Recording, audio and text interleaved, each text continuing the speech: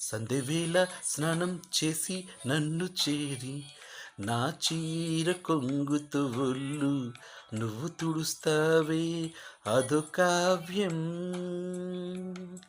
దొంగమల్లే ప్రియ ప్రియ సడేలేక వెనకాల నుండి నన్ను హత్తుకుంటావే అదో కావ్యం.